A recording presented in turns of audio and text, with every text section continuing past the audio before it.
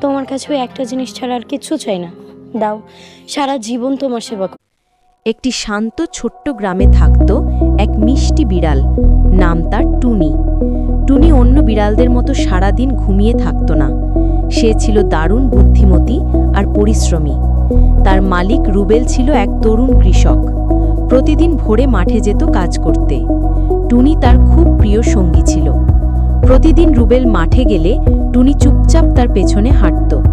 একদিন রুবেল চাষ করতে গিয়ে দেখল মাঠে ইঁদুরে ফসল নষ্ট করছে। সে দুঃখ করে বলল, এই ইঁদুরগুলো না থাকলে আমার ধান অনেক ভালো হতো।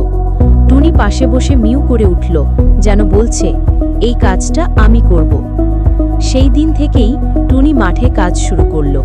সে সকাল থেকে বিকেল পর্যন্ত মাঠ পাহারা দিত। ইঁদুর দেখামাত্র ধাওয়া করত। কয়েকদিনের মধ্যেই মাঠে ইঁদুরের উৎপাত বন্ধ।